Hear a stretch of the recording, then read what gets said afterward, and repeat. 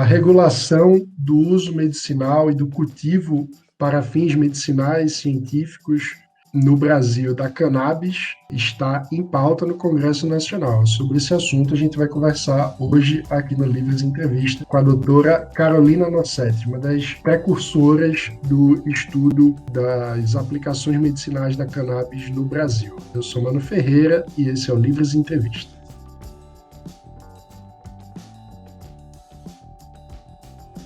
Doutora Carolina, antes de mais nada, super obrigado por reservar um tempinho para conversar com a gente aqui no Livre. Seja bem-vindo. Obrigada, mano. Um prazer estar aqui com vocês, conversando sobre esse assunto tão impactante. Agradeço o convite. Doutora Carolina, eu queria primeiro pedir para a gente começar esclarecendo sobre o uso medicinal da cannabis, né? Eu acho que existe muito preconceito em torno da planta e muita associação entre tudo que envolve a cannabis e o chamado uso recreativo, que eu confesso prefiro chamar de uso adulto, mas que, enfim, as pessoas tratam como uma droga simplesmente, com um sentido pejorativo. Eu queria que a senhora explicasse quais são os usos medicinais possíveis da cannabis. Bom, com relação ao uso medicinal, queria dizer que ele já é antigo, são mais de 5.000 anos de história que a gente tem dessa planta. Lembrar que pelo DEA não há casos de overdose por uso in natura da planta cannabis, acho que esse é um outro dado em termos de segurança que é importante. A gente tem uma robustez maior de artigos científicos em 3 áreas principais, que é dor, espasticidade, que é um tipo de rigidez muscular, e epilepsia. Isso não quer dizer que a gente não tenha base para prescrição para outras doenças ou condições. A gente não tem uma robustez maior, porque tem muitos desafios para a pesquisa, principalmente a questão da variabilidade das plantas. São milhares de cepas, strains diferentes dessa planta, e cada um tem uma quantidade diferente de canabinoides, de outros componentes menores. Mas hoje no Brasil, as indicações ou os pedidos que mais chegam na Anvisa são para acesso para uso em autismo, epilepsia, doença de Parkinson, doença de Alzheimer, dor crônica, principalmente a dor neuropática, também pacientes fazendo uso de quimioterápicos, não só pacientes oncológicos, mas pacientes que fazem uso de quimioterapia para condições não oncológicas. A gente também vê um aumento de algumas outras, tá, que não são as principais, mas que a gente vê aumentando progressivamente, que é o uso dos canabinoides para ansiedade, insônia, endometriose, depressão, esquizofrenia, fibromialgia, doença inflamatória intestinal, doença de Crohn, retocolite ulcerativa e psoríase. Esses têm aumentado nos últimos meses. Mas o impacto é muito grande, não só para os pacientes, mas para os cuidadores e familiares. A gente está buscando aqui não a cura, mas a qualidade de vida de pessoas que não têm outra opção terapêutica. E trazer já uma reflexão sobre empatia, que são pessoas que já tentaram de tudo, e não tiveram uma resposta terapêutica dos medicamentos disponíveis na farmácia. Mas, mano, essas são as principais hoje do Brasil, de cannabis, e fazer um gancho com o que você tinha falado antes, com relação a outros usos. A gente discute no PL tanto o uso medicinal quanto o uso industrial, né, o uso adulto, que sim, essa é a forma certa de falar, essa é a semântica recomendada, não está sendo discutido. E eu queria só trazer mais um dado. É muito difícil da gente separar o medicinal do adulto. A gente não vai falar do adulto, mas a planta é a mesma. Exatamente, não tem um gene a mais ou a menos nessa planta. E é muito complicado a gente fazer uma separação. Vou te dar um exemplo, tá? Imagina um executivo de uma empresa que tem 10.000 funcionários. Ele chegou em casa cansado, estressado, muita responsabilidade. Ele senta no sofá dele, ele poderia tomar um Rivotril, que o Brasil é o país que mais vende Rivotril, então essa seria uma opção.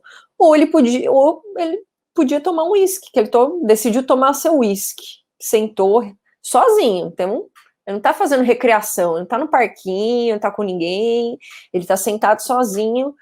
E aí, esse álcool é o uso terapêutico do álcool? É o uso recreativo do álcool? É o uso adulto do álcool ou é o uso do álcool? É o uso do álcool. Se a pessoa no minuto 1 está querendo para uma coisa e no minuto 2 pode estar querendo para outra coisa, a gente vai fazer essas caixinhas para inglês ver. E tudo bem, porque a gente está falando de uma caixinha muito específica agora, que é a caixinha do uso medicinal. Mas a gente não pode negligenciar que a informação de que a planta é a mesma e que a gente vai se reservar a não falar sobre outros usos, além dos usos que estão no PL hoje, que é o uso medicinal e o uso industrial dessa planta, mano. Eu acho que vale uma outra pergunta, que talvez, enfim, seja um pouco, não diretamente relacionado ao PL em si, mas eu acho que vale a reflexão para o nosso público, que é o fato de que, enfim, o Rivotril também é uma droga, né? E não existe um estigma acerca do uso do uísque ou do Rivotril. Qual é a avaliação que a senhora faz sobre esse fenômeno, assim? Por que existe um preconceito tão grande em relação ao uso de determinadas drogas e não a outras? Isso são pessoas de marketing muito boas. Indústria farmacêutica, eles têm os maiores budgets de marketing assim, quando a gente compara com diferentes outras linhas de negócio, eles têm um budget muito bom. E lobista ganha bem. Então, eles têm um dinheiro e uma estratégia de lobby que as pessoas que fazem o lobby oposto não têm. Porque, assim, para mim, o açúcar, o álcool e o cigarro serem vendidos sem receita é a coisa mais fora. É difícil de eu conceber essa ideia usando qualquer tipo de lógica. Você chega nessa conclusão, que isso aqui teria que ter receita, dado o perigo que é vender açúcar, álcool e tabaco. Então, como assim ninguém está regulamentando isso? Ou alguém regulamentou isso e não está regulamentando a cannabis e dizendo que um pode ou que não pode? E aí é interesses financeiros. Então, o motivo é puramente financeiro. O lobby lá do leite, cara, é muito bom. Leite é para bezerro. Eles conseguiram vender um produto que é para um animal, vender para o outro e colou. Agora eles estão percebendo, você já vê um ou outro empresa grande de leite fazendo leites vegetais. Aquilo ali é extremamente inflamatório, ninguém fala nada, isso está muito público. Tem diferentes CIDs, que são códigos internacionais de doença, que estão relacionados com o consumo de leite. Então, um alimento que tem diversos CIDs relacionados, códigos internacionais de doença, a gente tinha que ter pensado 20 vezes antes de permitir a venda de leite. E ainda assim, você tem o direito de comprar leite se você quiser, você tem o direito de olhar na internet se o quão perigoso ele é ou não para você, mas ainda assim você tem esse direito, por mais que seja perigoso. Você pode correr o risco de ter algum desses CIDs. Então, eu acho que é uma questão de achar a forma de fazer um advocacy correto, pro bom também, porque, por enquanto, é só quem está querendo vender produto que, infelizmente, não faz bem para a saúde. Agora, voltando ao assunto da cannabis, qual é o status legal hoje dos tratamentos à base de cannabis? Porque houve uma regulação da Anvisa para alguns medicamentos, né? Mas qual que é o status exatamente? Você pode fazer uso do remédio, mas não pode produzir o remédio? Como que... Essa é a falta de senso do negócio. Aí você pode vender, mas você não pode produzir. Aí tem pessoas lá da comissão falando, não, vai distribuir pelo SUS. Aí eu fico achando se a gente está falando do mesmo governo, para falar que o SUS vai distribuir um remédio que pode ser barato, mas importando não vai ser, e paga aí. E teto? Não tem essa questão do teto em algum lugar? E assim, para que gastar um dinheiro desnecessário? Principalmente o cânhamo não tem valor de mercado no mercado negro, porque é a chamada de hippie disappointment. Nem o hippie não quer. Pode deixar sem muro lá, que ninguém vai fazer nada com aquilo. Diferente de um produto que tem um THC maior. Precisa ter um bunker? Não precisa ter um bunker, precisa ter muro, precisa ter câmera, mas também não é para deixar de fazer as coisas, eu acho que é só uma questão de estrutura. Agora, com relação ao acesso em si, são algumas formas de acesso hoje. Uma delas é como um medicamento, você compra um medicamento à base de cannabis. Hoje, o único medicamento que tem na farmácia tem um pouquinho mais de THC do que CBD, mas é quase na proporção 1:1. A gente também tem acesso de produtos derivados de cannabis na farmácia por meio da RDC 327 de 2019, que regulamentou essa venda sem a necessidade inicial de estudos clínicos. A gente também tem a RDC 335 de 2020, que facilitou o acesso a cannabis no Brasil, substituindo a RDC de 17 de 2015, que já permitia a importação individualizada de terapia canabinoide. Uma outra forma de acesso é por meio de associações de pacientes. Hoje a gente tem a Abrace, que serve 19 mil pacientes, mas temos dezenas de outras que também produzem e distribuem dentro do Brasil, só que de forma ilegal. A Abrace não tem uma autorização per se, mas eles têm um remédio legal, uma proteção legal para operar atualmente. Uma outra forma de acesso é por meio de habeas corpus. Então, são os pacientes que buscam o direito do cultivo individual.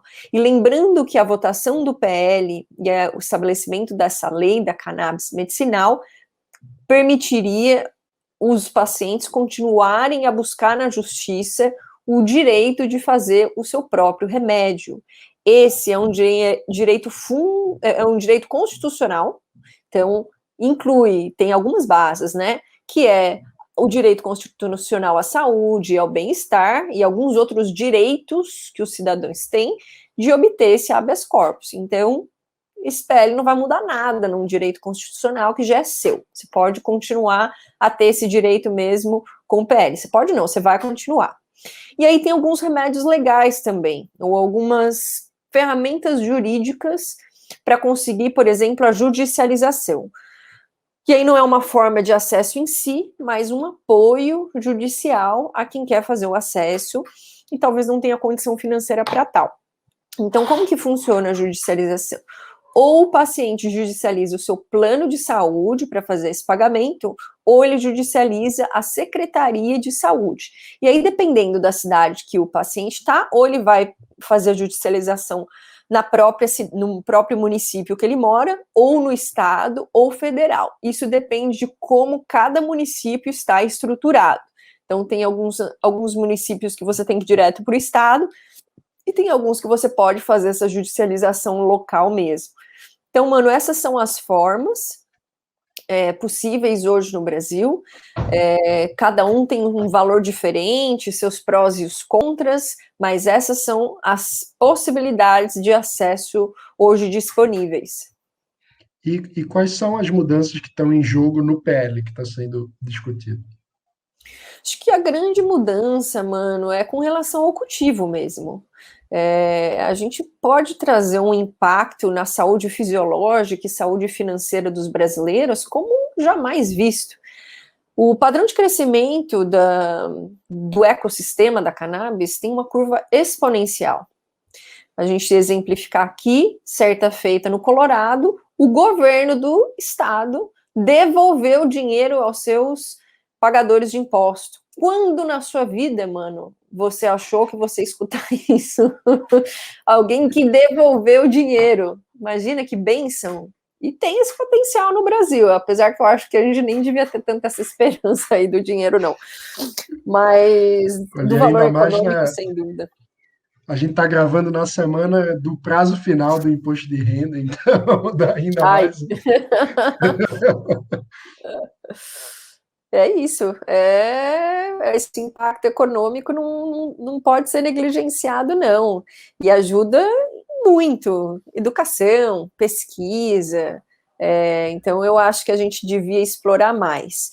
Então, acho que os maiores diferenciais do PL seria o cultivo.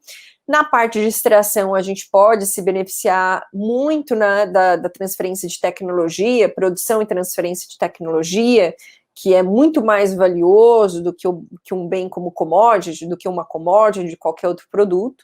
Então, a gente produzindo aqui, fazendo tanto a extração quanto o beneficiamento desse produto, a gente consegue desenvolver tecnologia brasileira pronta para exportação, em vários diferentes mercados, onde esse produto é muito esperado, produto de tecnologia.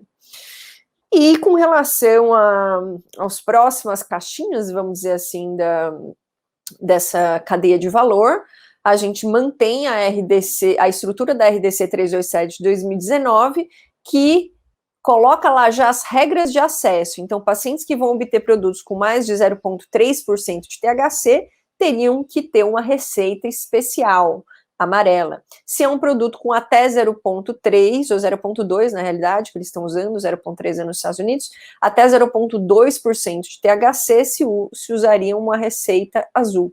Então, continua o mesmo controle rigoroso, tanto na produção quanto na dispensação, mas acho que são todas caixinhas que mudariam muito o cenário financeiro brasileiro e permitiria que o Brasil não fosse só um exportador de commodity, mas também de tecnologia e inteligência de gestão.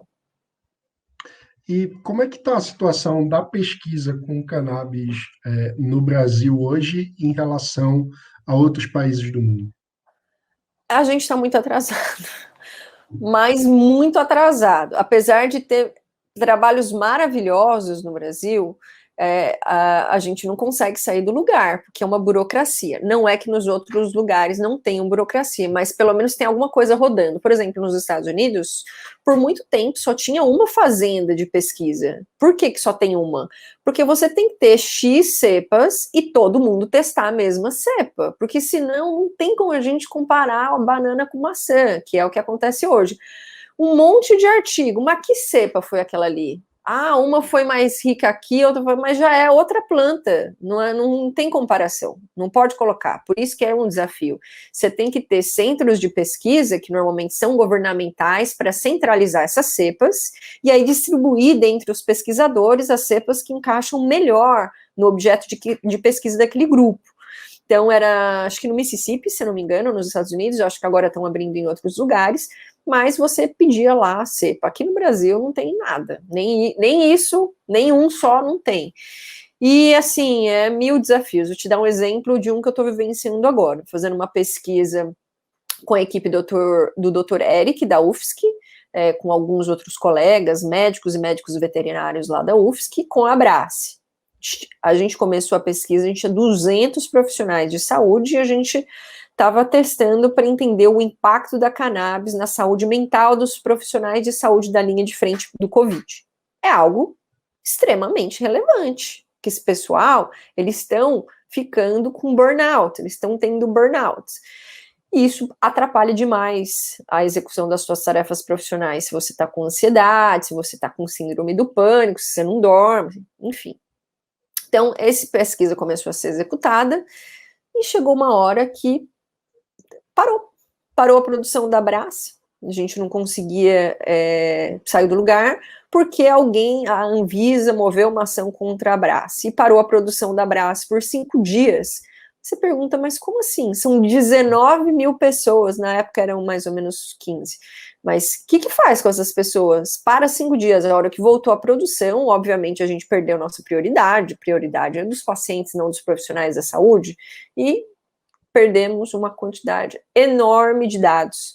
Como é que faz para publicar? Ah, não, precisa de pesquisa. Aí você tenta fazer pesquisa, aí você não consegue, porque tem 1000 coisas. Se tivesse uma regulamentação, a gente não ia estar batendo a cabeça para fazer pesquisa. A gente devia ficar dependendo da Abrace para produzir e só consegue produzir se ninguém for lá e parar a Abrace. É muito difícil.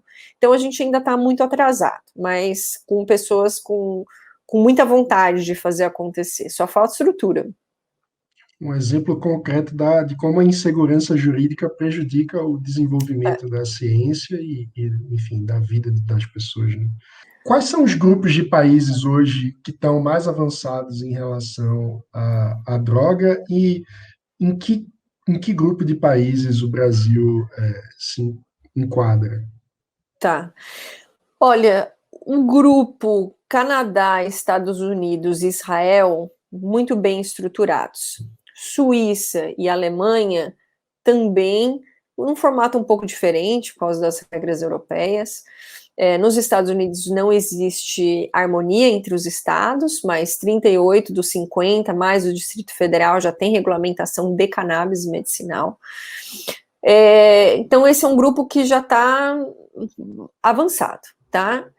O Brasil, ele não está o mais atrasado, mas ele está praticamente isso, porque voltamos àquela velha estrutura do Brasil, né, de exportar as commodities e importar todo o resto. Então, a gente fica na dependência do produto externo. O único que a gente tem aqui é o da Abrace mesmo. Claro, tem dezenas de associações, mas regulamentado, com tudo estruturado, hoje é só Abrace. Uhum.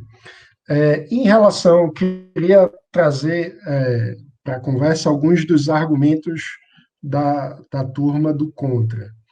Quais você acha que seriam os principais argumentos que são apresentados por aqueles deputados que são contra a regulamentação e quais são os contra-argumentos para esses argumentos apresentados? Sim.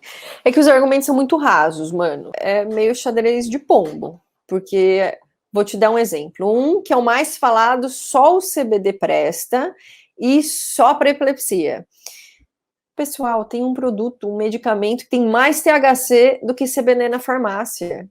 A gente não tinha que estar gastando. Eu fico achando que é parte da estratégia do outro lado. Só pode. Não sei se é cansar a gente, se é tirar a atenção da discussão, dos pontos importantes e ficar focando nos pontos mais básicos. Mas a realidade é que a Anvisa não ia registrar um produto como medicamento se não tivesse uma eficácia controlada. Se tivesse grandes riscos de dependência, como tem medicamentos controlados na farmácia, isso não ia passar. Mas passou. Então, esse é um argumento que é tão raso que é complicado até de falar, mas vamos lá, esse é um deles. Um outro argumento é que o Brasil ia virar um agronarco-estado. E assim, essa é uma... A guerra contra as drogas a gente já perdeu zilhões de vezes. Pior do que tá, a gente não vai ficar, porque quando você regulamenta, você controla melhor as coisas. E assim, o tráfico vai sempre continuar, mesmo em países com regulamentação, porque o tráfico, ele depende do valor econômico do produto. Então, se você tem um produto na farmácia, mas que você exige tanta regra desse produtor que vai ficar caro, o paciente não vai comprar na farmácia, o paciente vai comprar no drug dealer. É uma decisão financeira, não é porque ele gosta mais do traficante ou mais da farmácia, pouco importa, é porque é mais barato. Então também a gente precisa olhar sobre essa perspectiva que a gente nunca vai ter o ideal, a gente vai ter o melhor. Então falta só uma organização e uma estrutura boa, tá? Essa é a única coisa que a gente pode fazer com relação a isso. E ali o PL é muito claro nas regras. Tem câmera, tem muro. É a mesma coisa que a gente proibir abrir banco porque a gente não tem proteção do banco. Ué, é a mesma coisa. Tem valor lá dentro, precisa ser cuidado. Então, você regulamenta, faz regras para isso não acontecer. Um outro argumento desse pessoal é que vai aumentar o consumo entre jovens. E assim, isso não é verdade. Existe um estudo, inclusive do governo americano, mostrando que não houve aumento da oferta e consumo de cannabis dentre os adolescentes depois da regulamentação no estado, em estados específicos. Então, isso é um dado do governo americano, e eu sinto que esse pessoal do outro lado, eles não têm esses dados.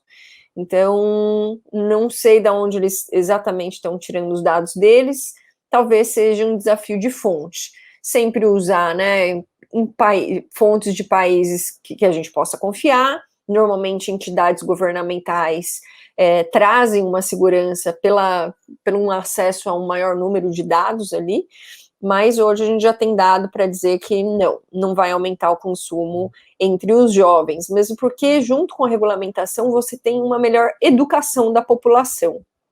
E aí a gente tem uma redução de danos, né, na realidade. E lembrar que nos Estados Unidos, inclusive um estudo do JAMA, que é um paper muito respeitado, que esse assim, foi um dos estudos que mudou a minha vida. Fala assim o estudo, que pacientes de estados onde a regulamentação da cannabis medicinal já é uma realidade, houve uma diminuição do número de óbitos por opioides em 24,8%. Então, quase um quarto das pessoas deixaram de morrer. Agora, ninguém vai atrás de quem produziu o opioide que causou o risco de morte in the first place. Mas a gente já sabe que a cannabis é uma ferramenta de redução de danos e que pode, por exemplo, diminuir o número de mortes por opioide. Esse mesmo estudo mostra o potencial de economia por meio do Medicare. Então, os pacientes mostraram um consumo menor de medicamentos controlados por meio do Medicare nos estados onde a cannabis medicinal já foi regulamentada. Então, esse eu acho que é um outro ponto que é mentira quando eles falam a cannabis é porta de entrada. Na realidade, a cannabis é uma porta de saída. Então, acho que são esses os principais pontos, mano. Saiu recentemente uma pesquisa do Instituto IDEA, né, mostrando que mais de 70% da população é favorável à regulação e faria uso de remédios à base de cannabis, caso receitado por um médico. É um sinal de que, apesar de tudo, os tempos estão mudando, né? Não sei se você concorda, mas você acha que essa pesquisa mostra que tem sinais aí, motivos para a gente ficar otimista quanto ao avanço da regulação no Congresso? Mano, eu sou uma pessoa otimista de natureza, então qualquer coisa vai me deixar feliz. Esse dadinho aí já achei ótimo. É assim, mano, é que esses dados já existem antes. A gente tem um estudo da Mara Gabrilli, da senadora Mara, que foi feito pelo Data Senado. Não foi nem a Carolina, nem o Mano, nem a própria senadora, foi o Data Senado, e que diz que 3/4 da população apoiam o uso da cannabis medicinal e que 79% da população está de acordo com isso ser distribuído gratuitamente pelo SUS. Então, assim, gostei do dado que você me deu, mas dado, aparentemente alguém me falou isso hoje, que eu fiquei muito triste, que dado não muda a opinião de pessoas. Então, infelizmente, a gente tem dados muito bons faz muitos anos, mano. Esse é um lindo, mas infelizmente a gente não está conseguindo mudar algumas concepções só com esses números. Mas eu acho que nos dá otimismo. Então, em termos de otimismo, eu acho que a gente está indo no caminho certo, sim. É isso. Doutora Carolina Nossetti, muito obrigado por essa entrevista aqui ao Livre. Se quiser fazer alguma consideração final, convocar o pessoal para ajudar no processo, ou dizer quem tem interesse em saber mais sobre o uso medicinal da cannabis, como pode fazer, se quiser indicar suas redes sociais também, enfim, fique à vontade e muito obrigado.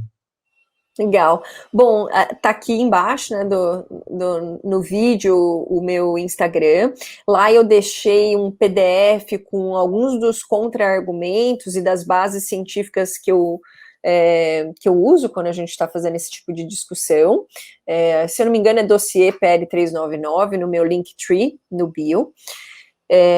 Tem algumas outros materiais informativos, esse mesmo da senadora Mara Gabrilli, que eu tive a honra de trabalhar com a equipe dela como consultora técnica desse material, junto com o Dr. Renato Filev, lá da Unifesp. Está bem interessante em termos de referências, em termos de conteúdo, e pedir para todos aqui sermos agentes de transformação, porque não precisa ser médico, e o Livres tem muito isso no core, pegar a bandeirinha e levar. E não precisa ser formado em ciências políticas para fazer política, né? Tanto é que estamos todos com a mão na massa aqui no PL.